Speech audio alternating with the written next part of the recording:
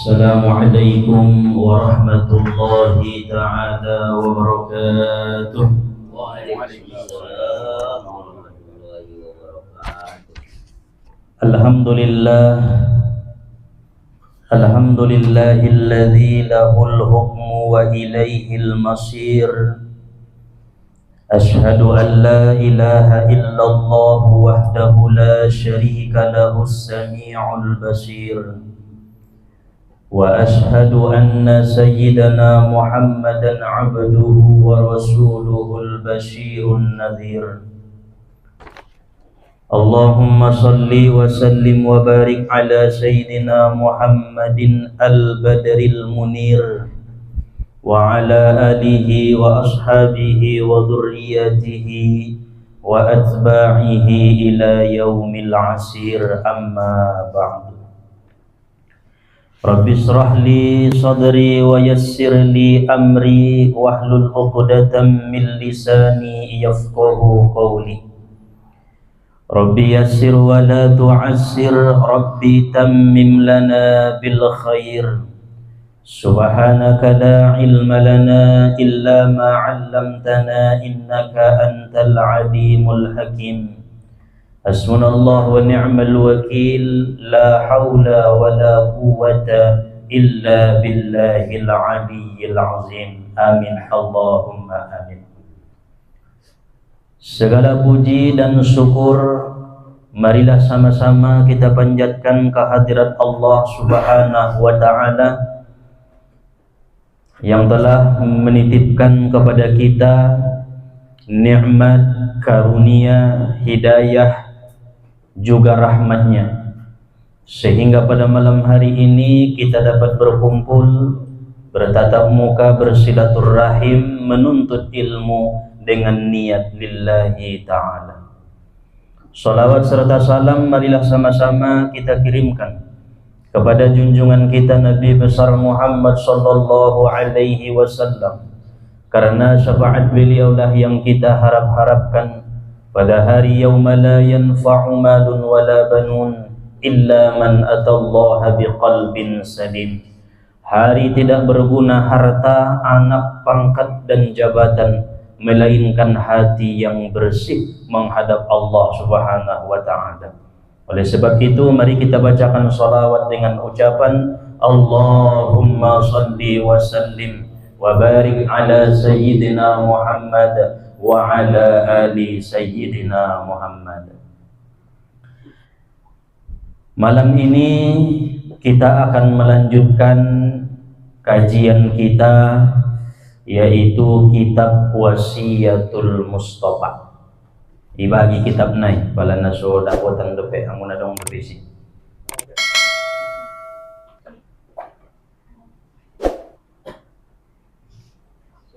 Sorak membaca ita, sorak mersilian.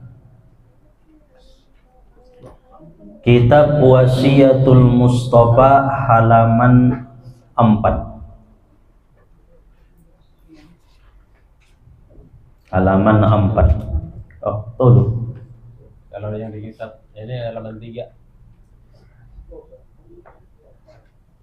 Oh, pendorong bunda, taruh bodoh. Halaman 3 isi kitab naik sama. Nah, halaman 4. Nah. Halaman 4 kitab Wasiyatul Mustafa. Bismillahirrahmanirrahim. Faslun fil wudu'i was salati.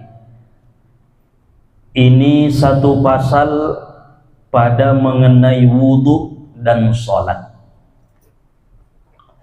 Qala an-nabiyyu alaihi salatu wassalamu ya aliyu istaqasi isbaghal wudu'i fa innahu syatrul iman fa idza tawadda'ta fala tusrif fil ma'i fa idza faragta min tuhrin faqra inna anzalnahu fi lailatul qadri min ba'di ghaslil qadamaini asra marratin yufarrijillahu hammaka. Titik sampai situ.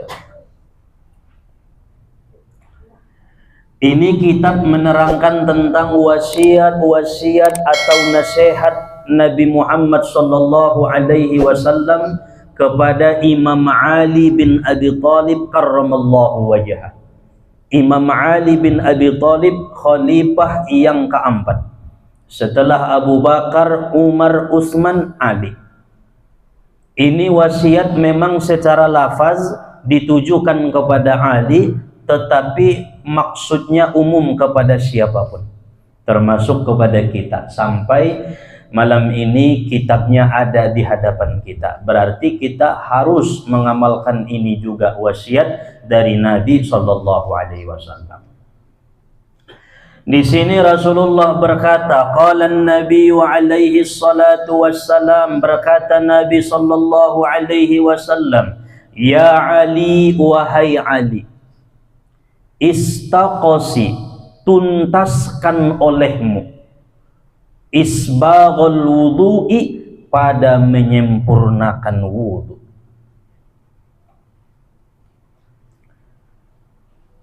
Tuntaskan olehmu pada menyempurnakan wudu, fa innahu, maka sesungguhnya wudu itu syatrul iman, sebagian daripada iman. Fa idza tawadda'ta, maka apabila engkau selesai berwudu, fala tusrif bil ma', fa idza tawadda'ta, maka apabila engkau berwudu, maka apabila engkau berwudu, fala tusrif bil ma'i, maka jangan berlebihan pada menggunakan air. Fa idza faraghta min tuhrin, maka apabila engkau selesai daripada bersuci, berwudu maksudnya, faqra, maka baca, inna anzalnahu fi lailatul qadri, surat Al-Qadar, min ba'di ghaslil qadamaini, dari sesudah membasuh dua telapak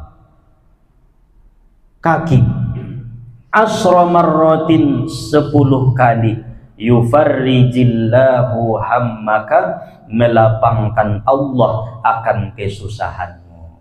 Masya Allah. Itu wasiat Nabi sallallahu alaihi wasallam kepada Imam Ali bin Abi Thalib karramallahu wajhah. Pada malam ini kita akan mengkaji, membahas tentang wudu. Wudu itu mulai diwajibkan oleh Allah Subhanahu wa taala pada malam Senin tanggal 27 bulan Rajab. 1 tahun sebelum Nabi hijrah ke Madinah. Di situ diwajibkan wudu. Bersamaan dengan diwajibkannya sholat yang 5 waktu, 27 Rajab, bersamaan dengan perintah wajibnya sholat yang 5 waktu. Rasulullah sallallahu alaihi wasallam di hadis yang lain pernah menyebutkan, la yusbighul wudu'a 'abdun illa ghafarallahu lahu ma taqaddama min dzambihi wa ma ta'akhkhar. Tidaklah menyempurnakan wudu seorang hamba melainkan Allah ampuni baginya dosa yang telah lalu dan dosa yang akan datang. Wah, Masya Allah. Jadi salah satu keutamaan orang yang isbagul wudu, menyempurnakan wudunya, yaitu Allah akan mengampuni dosa yang telah lalu dan Allah akan mengampuni dosa yang akan datang. Siapa sih manusia yang tak punya masa lalu yang banyak maksiatnya, yang banyak dosanya? Masa lalu penuh dengan dosa. Dosa-dosa yang lalu, baik itu dosa kecil, baik itu dosa yang disengaja atau dosa yang tidak disengaja, itu semua akan diampuni oleh Allah bila kita mau melaksanakan isbahul wudu, menyempurnakan wudu.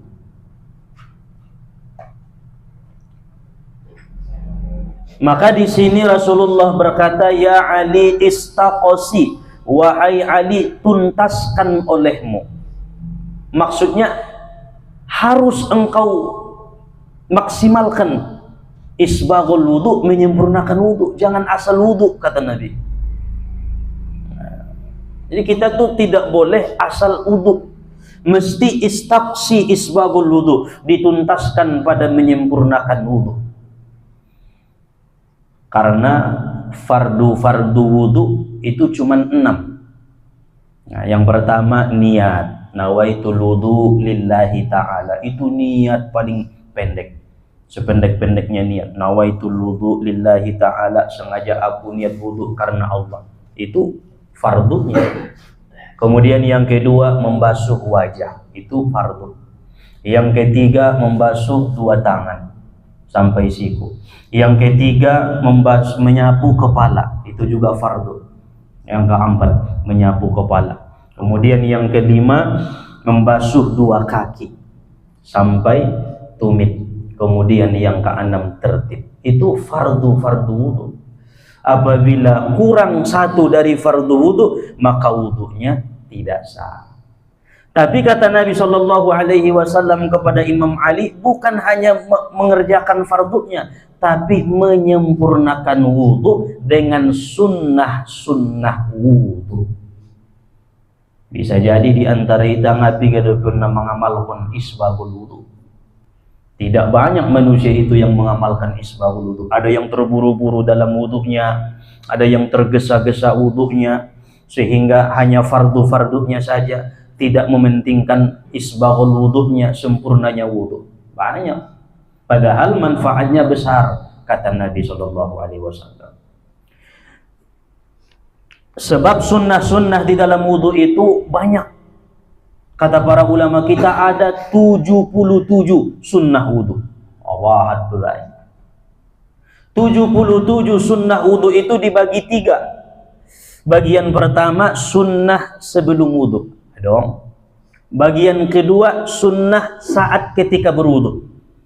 Bagian yang ketiga sunnah setelah wudu. Dibagi 3, 77 sunnah di dalam wudu. Inilah yang harus kita isbagul wudu, sempurnakan dalam wudu.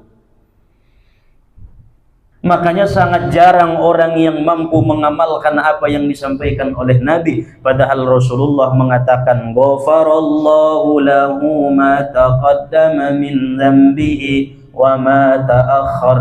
Allah ampuni dosa-dosanya yang telah lalu dan dosa yang akan datang. Semua dosa yang telah lalu diampuni oleh Allah berkat menyempurnakan wudu. Man lam yakhsha fi wudu'ihi lam yakhsha fi salatihi. Siapa yang wudu'nya tidak maksimal, maka sulit khusyuk dalam sholat. Jadi jangan bertanya-tanya, Ustaz, kenapa saya sulit khusyuk dalam sholat? Ustaz, kok susah khusyuk? Kata siapa? Kalau kita isbagul wudu, menyempurnakan wudu dengan sunnah-sunnahnya yang 77 sunnah itu, maka kita khusyuk dalam sholat. Tapi karena memang dasar kita sendirinya yang salah dari awal, tidak mau menyempurnakan wudu, tidak tuntaskan wudu itu sampai kesempurnaannya, maka sholat kita pun jauh daripada kekhusyuan. Man lam yakhsha fi wudu'ihi lam yakhsha fi sholatihi. Siapa yang tak khusyuk, artinya tak maksimal, tidak tuntas dalam penyempurnaan wudunya, maka sholatnya pun tidak khusyuk. Apabila salat tidak khusyuk, dikhawatirkan fawailul lil musallin alladzina hum an salatihim sahun. Kita khawatir ancaman Allah, celakalah orang yang salat lalai dalam salatnya. Rupana ondo salah satuna angkon dari guys tu kain wudu ni Pak, sunnah-sunnah ni wuduon supaya khusyuk dalam salat. Sebagian sunnah-sunnah di dalam berwudu itu, yang pertama menghadap kiblat, sunnah deh. Jangan salahkan kerannya. Ini pasalah ini keran ni musuh jiti dalam menghadap kiblat ni mu iba tontang tu kiblat. Nah, itu sunnah wudu. Misalkan umpamana kiblat ke sana, maka kita menghadap kiblat saat wudu. Itu sunnah. Masuk bagian daripada yang dikatakan Nabi isbagul wudu, sempurnakan wudu. Kemudian sunnah wudu yang kedua, Qaulul basmalah, membaca bismillah. Bismillah doa pada meruduk. Dapat mai sunnah naik. Yang ketiga, kesunahan dalam wudu, begitu tangan menyentuh air, baca doa. Alhamdulillahilladzi ja'alal ma'a tahura. Terima kasih ya Allah yang telah menjadikan ini air suci. Indah. Wah, bagaimana kita bisa khusyuk?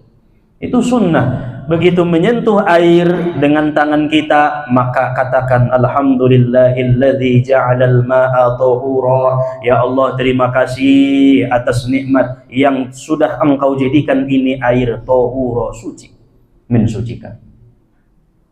Yang keempat, sunnah wudu, membasuh dua telapak tangan dengan membaca doa Allahumma hfaz yadayya min ma'asika kullaha. Ya Allah, pelihara kedua telapak tanganku daripada berbuat maksiat.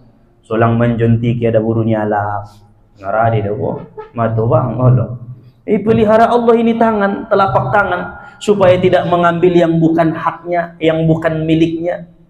Ternyata sudah jauh-jauh hari Nabi mengajarkan kita seperti itu. Dari tata cara berwudu pun diajari Nabi. Allahumma hfaz yadayya min ma'asika kullaha. Tuhan, pelihara kedua telapak tanganku daripada berbuat maksiat, tidak menyentuh yang haram, tidak menyentuh yang bukan miliknya.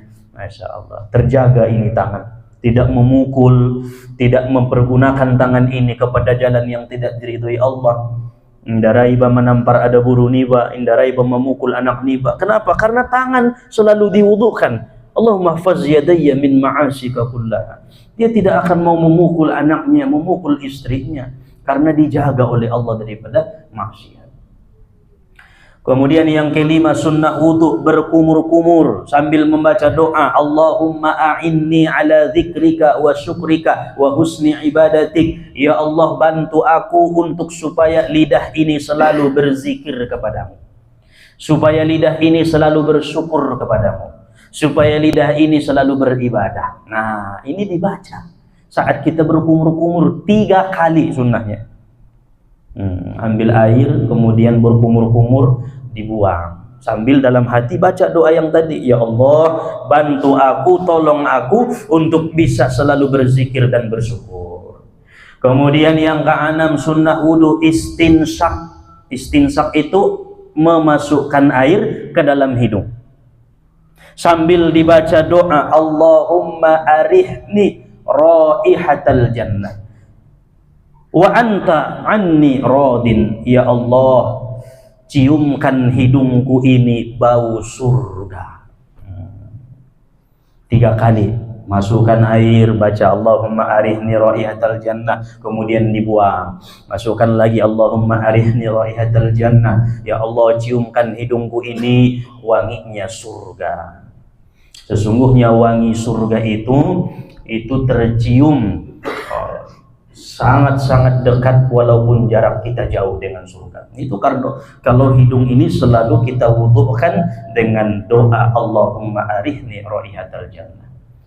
Yang ketujuh, sunnah wudu, ketika membasuh wajah baca doa Allahumma bayyid wajhi yauma tabayyaddu wujuhu wa taswaddu wujuh. Ya Allah, putihkan wajahku pada hari engkau putihkan wajah manusia, dan pada hari engkau hitamkan wajah manusia. Mudahan hamba termasuk orang yang putih wajahnya pada hari itu. Baca doanya Allahumma bayyid wajhi yauma tabayyaddu wujuh wa taswaddu wujuh. Ibengan baca ini mesona dawan do beta sempurna wudu. Makanya ini kitab sangat penting, mengajari kita bagaimana tata cara mengamalkan sunnah-sunnah Nabi Shallallahu Alaihi Wasallam. Yang kedelapan, sunnah wudu, membaca doa saat membasuh tangan kanan. Allahumma a'tini kitabi biyamini wa hasibni hisaban yasira. Ya Allah, berilah tangan kananku kitab dan hisablah aku dengan mudah. Seandainya kita tidak hafal bahasa Arabnya, boleh bahasa kita. Boleh.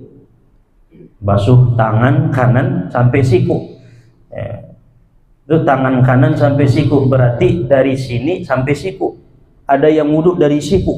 Nah, jangan dari siku sampai tangan, tangan sampai siku, bukan siku sama tangan. Nah, rung nuntung ala kibenya tu paduri songonon po, salah don. Nah, harus tangannya sampai siku. Ya Allah, berikan kitabku dari tangan kananku dan mudahkan hisabku. Itu sunnah baca doa.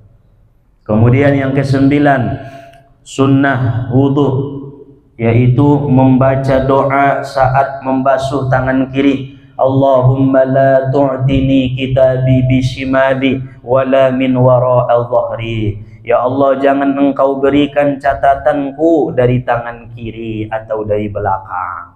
Nah, boleh pakai bahasa kita. Ya Allah, jangan engkau berikan catatan amalku dari tangan kiri.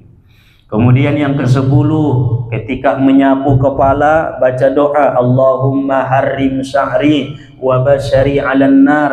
Ya Allah, haramkan rambutku dan kulitku disentuh api neraka. Pakai bahasa kita boleh. Kemudian yang ke-11, membasuh kedua telinga dengan doa. Allahumma ja'alni mimman yastami'una al-qawla fayattabi'una ahsanah. Jadi kalau membasuh dua telinga langsung sekaligus dua-duanya. Tidak boleh satu-satu. Kanan baru kiri, jangan. Harus kedua telinga berbarengan. Jari telunjuk dimasukkan ke dalam, kemudian jempolnya di belakang telinga. Nah, baca Allahumma ja'alni mimman yastami'una al-qawla fayattabi'una ahsana. Ya Allah, jadikan dua telingaku ini mendengar yang baik-baik. Jadi kalau ada pengajian, dengar. Adonok do bakasnya muni bu IBG ya nadong nama ngaji. Nah, berkat dibaca doa. Allahumma ja'alni mimman yastami'una al-qawla fayattabi'una ahsana. Ya Allah, apapun yang baik ini telinga saya harus dengar ya Allah. Ulang tong tunajat saja bisa marbinegit suping ni bang 50 kilo jarak namun bakasnya adong dangdutan IBG ya. Berarti ini telinga susah mendengar yang baik, tetapi mendengar yang jahat, mendengar yang jelek malah sebaliknya lebih mudah. Hati-hati.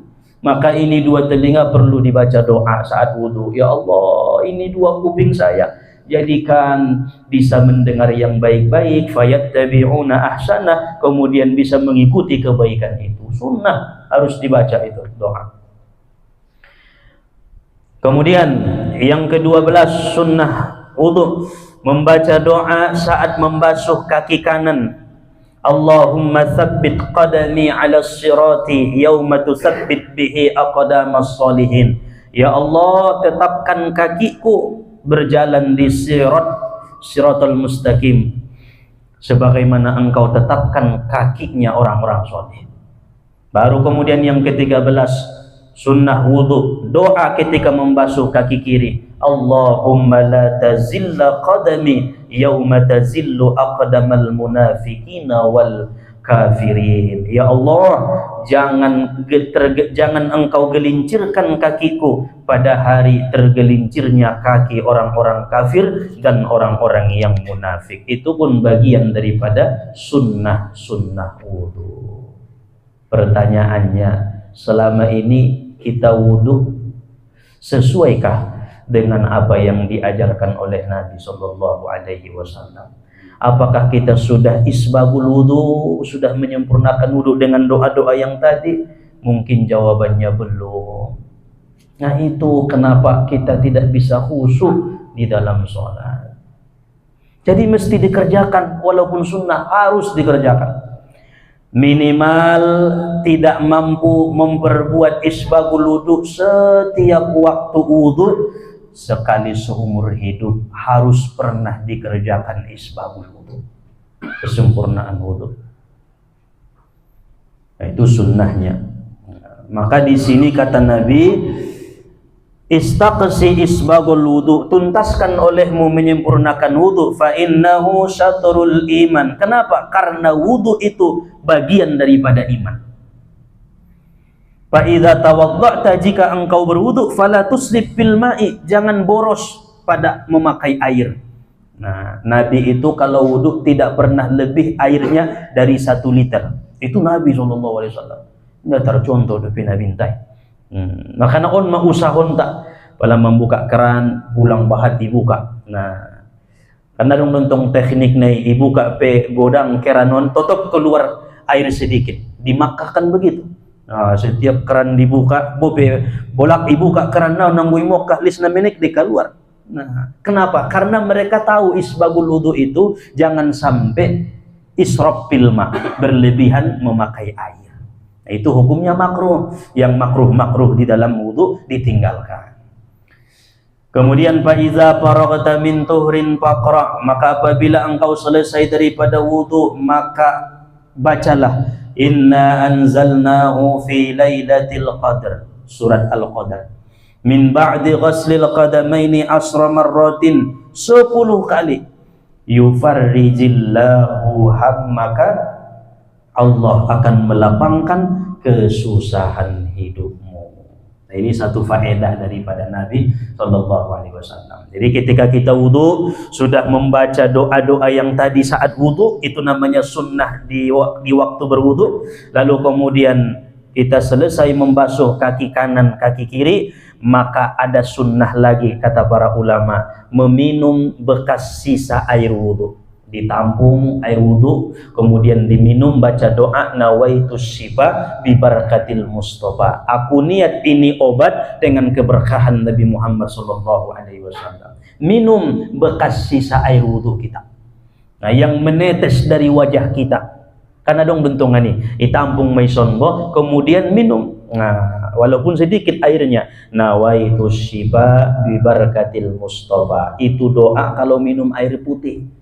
Aku niat obat dengan keberkahan Nabi Muhammad. Apapun yang kita minum itu, seandainya ada racunnya, ada zat kimia yang tidak cocok dengan zat tubuh kita, maka akan menjadi obat dalam diri kita. Baca nawaitus syifa bi barakatil Mustafa sallallahu alaihi wasallam. Begitu juga saat selesai wudu.